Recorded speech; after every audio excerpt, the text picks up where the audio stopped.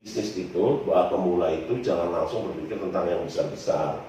Katanya dulu kan mulai dari yang kecil. Ya, ya. Nah, itu kan kita satu guru satu ilmu kan. Ya. Tapi mulai dari sekarang. Assalamualaikum warahmatullahi wabarakatuh. Waalaikumsalam warahmatullahi wabarakatuh. Selamat datang di channel Berani Jadi Pengusaha. Jadi pada hari ini saya akan ketemu ini dengan Kak Sito. Saya panggilnya Kak Sito. Ini Raja Gerobak. Ini rajanya gerobak di Nusantara. Ya kan? Jadi monggo Kak Sito bisa perkenalan namanya, terus bagaimana dulu mulai usaha. Siap. Oke, kita panggilnya apa? Pemirsa? Boleh pemirsa, boleh teman-teman. Oh, teman-teman. Oke, teman-teman, nama saya Sito Angitan Toko Aristo Robert Al-Azhar. Cukup panggil Sito. Panjang banget namanya tadi. Itu kayak kereta ya. Kalau gitu bukan Sito 212 gitu. Sito 212. Oh, saya mulai bisnis dulu cukup unik. Banyak orang yang tidak percaya kalau mulai bisnis dengan KTP, tapi real saya memulai bisnis dengan modal KTP karena waktu itu memang benar-benar nggak punya modal. Tapi yang paling utama, saya selalu tekankan sama teman-teman, modal dari bisnis yang utama adalah kepercayaan. Oh, jadi modal KTP juga bisa tadi ya? Ya karena kita dipercaya sama orang, dikasih duit sama orang gitu loh. Gitu loh. Itu tahun berapa Kak Sito? Tahun 96. Ini waktu tahun 98 Krismon, Kak Sito gimana tuh kondisinya? Kan mirip-mirip nih kayak sekarang. Nah, justru gini, itulah, ini bagusnya. Saya 96, 97 Krismon, 98 Krismon, sebenarnya efek Krismon itu sampai sekitar 2004. Ya. Sampai 2004, itu 2004 entrepreneurship makin naik, era-era Purdi Chandra, era-era motivator, era-era itu dulu pada nongol tundasem maringin nongol gitulah. Dulu gini, begitu krisis, saya malah justru tadi kan usaha saya belum legal. Iya. Saya masih jadi subkontraktor di mana-mana. Iya. Saya baru melegalkan justru di 9 November 99. Kenapa? Waktu itu saya terinspirasi sama orang Yahudi. Waktu itu George Soros masuk ke pasar saham Indonesia. Bilang katanya kalau kita memulai di saat sulit, justru di saat nanti sudah sustain kita akan lebih mudah. Itu yang saya ingat. Jadi mirip kayak sekarang ini dong. Nah, itu wah jelas dong. Kalau kondisi sekarang itu sebenarnya berat banget. Karena kalau dulu krisis itu kan proses, tidak langsung langsung kok kayak sekarang. Dulu proses mati. Kalau sekarang bak. Dan semua boleh katakan sekarang semua industri, semua sektor mau UKM mau yang perusahaan besar pun mengalami. Dulu perusahaan besar banyak yang kena karena mereka punya utang bank besar-besar. UKM dulu dibilang justru yang bisa menopang ekonomi. Saat ini UKM pun berat karena perputaran ekonomi mereka tergantung pada cash flow. Sementara cash flow sekarang tidak ada.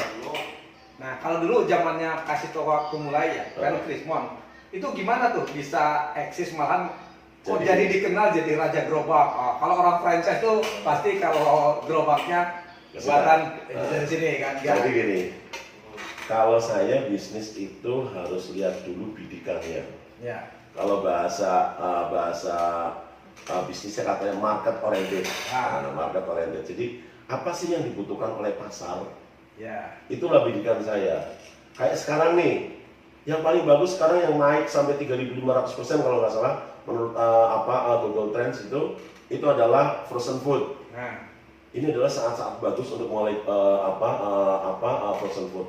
Nah dulu saya bidiknya kenapa saat krisis waktu itu saya pikir gini, yang main spare part alat-alat dapur, apalagi waktu dulu komersil, itu waktu masih jarang. Oh jadi dulu Kak Sito mulai dari spare part alat dapur ya? Iya, alat-alat dapur. Oh bukan gerobak awalnya? Bukan gerobak.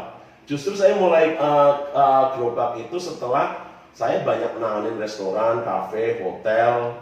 Oh. Jadi awalnya saya nanganin restoran, kafe, hotel, terus food beverage industry. Itu alat dapurnya, peralatannya? Ya, untuk alat dapurnya. Kalau di food beverage itu peralatan produksinya. Karena kalau peralatan produksi untuk food beverage industry itu kan stainless steel Ya, semuanya. ya. Farmasi itu semua pakai stainless steel semuanya. Jadi kita dulu masuk farmasi hampir ya semua industri farmasi di daerah Pulau Gadung, Bekasi sampai yang ada di Bandung kita masuk. Nah, terus awalnya masuk ke gerobak sampai dikenal Raja Gerobak tahun berapa? Terus gimana tuh? 2006 Hah? waktu itu industri franchise lagi begini, Nah. kesadaran berentrpreneurship lagi naik kayak apa? Saya waktu itu ngeliat loh, ini UKM luar biasa naiknya. Pemerintah juga lagi perhatian banget sama UKM. Aku pikir, wah kalau saya masuk di sini ini kayaknya pas nih. Cuman waktu itu gini, saya sudah biasa ngerjain proyek, nilainya waktu itu sudah gede. Ya, ya. Sementara gerobak waktu itu nilainya cuma 5 juta, 6 juta. Aku pikir, bisa nggak nih saya ngidupin? Nah. Ternyata kalau project itu bisa sebulan selesai, sebulan berikutnya nggak ada project, bisa 3 bulan selesai, 3 bulan juga nggak ada kerjaan. Tapi begitu gerobak, Terusan. tiap hari penuh terus, tiap hari penuh. Bener angkanya kecil, Ya. tapi Kuantitasnya kumulatifnya itu tinggi. Inilah yang orang kadang-kadang kita lupa. Jadi bisnis itu, pemula itu jangan langsung berpikir tentang yang besar-besar. Katanya dulu kan mulai dari yang kecil. Ya, ya. Nah, itu kan kita satu guru satu ilmu kan. Ya. Tapi mulai dari sekarang. Mulai dari sekarang. Jangan nggak mulai gitu loh. Gitu. Nah, pas begitu saya lagi nanganin project Balai Sidang JCC, kebetulan ada pameran franchise. Itu banyak yang pakai gerobak. Nah, gerobaknya waktu itu desainnya, karena rata-rata anak muda sudah mulai komputer, desainnya keren-keren. Tapi gerobaknya nggak ada yang keren. Nah, karena saya adalah cowok lugu bersertifikat keren, aku berpikir, wah saya pasti bisa bikin gerobak yang keren sesuai dengan gambar. Boleh katakan 99% gerobak itu yang ada di komputer bisa saya terjemahkan dalam produk nyatanya. Itu langsung saya coba masuk, ternyata sambutannya luar biasa. Bahkan, kenapa kita pakai nama brand Raja Gerobak? Karena yang ngasih nama Raja Gerobak itu adalah para customer. Jadi pas begitu pameran, oh itu Raja Gerobak, itu Raja Gerobak, Raja Gerobak. Karena gerobak kita ada di mana-mana waktu itu. Sekarang banyak yang duplikasi Raja Gerobak. Ada Raja Gerobak, Raja Gerobak, yang macam-macam lah. Tapi raja pertamanya ini ya? Raja di raja. Raja yang diangkat oleh rakyatnya. Nah, kasih tau waktu dulu awal-awalnya di gerobak, strategi pemasarannya gimana tuh? Aduh, kan nggak kayak zaman sekarang semua digital mainnya kan. Zaman dulu itu masih pas pertama ya lewat Yellow Pages. Oh Yellow Pages pernah Yellow juga. Pages. Ya. Tapi Yellow Pages saya lebih di food beverage industri Ya, tadi, ya, ya. bukan di gerobak. Nah, begitu gerobak itu masuk di media. Karena dulu di media itu kan gini, media cetak itu dulu pengaruhnya luar biasa. Ya. Saya biar kos iklannya murah, saya tuh deketin wartawan. Saya bilang pas pameran, bro, lo pameran masa cuma pakai meja doang? Dia bilang gitu. Besok pameran pakai food ya? Dia bilang gitu. Boleh mas, mahal nggak? Dia bilang gitu. Nggak usah bayar. Kok nggak bayar ya? Yang penting sehabis pameran, explore saya di mana-mana ya. Bener nih, bener. Ya udah, jadi kalau saya ditanyain berapa sih bayar iklan, ya paling waktu itu harga kopi Starbucks 36.000 lah. Ya itu. Jadi cuma lobby-lobby aja. Lobby aja. Makanya pas di pameran, sekarang media partner hampir semuanya pakai gerobak saya. Nah, apalagi kalau kelasnya Kompas Gramedia dulu ada ide bisnis, tahu kan ide bisnis itu pakai gerobak saya. Terus ada pengusaha pakai gerobak saya. Kelompoknya eksekutif dulu pakai kita juga. Gitu. Franchise jangan-jangan juga. Pasti. Ya. Franchise sampai sekarang masih karena majalah yang masih bertahan itu adalah salah satunya adalah majalah franchise gitu. Sampai sekarang kalau di pameran franchise masih pakai booth kita gitu loh. Nah sekarang ini inovasi apa nih? Kasih ada kejutan atau apa nih? Tadi waktu pas mau masuk ke kantor, saya suruh masuk ke dalam ruangan tertutup itu kan, di blower itu tadi itu sebenarnya steril room. Jadi sebelum masuk ke tempat saya steril dulu, karena ini masa-masa COVID. Mau ketemu raja lagi. Ketemu raja. Jadi kita share dulu.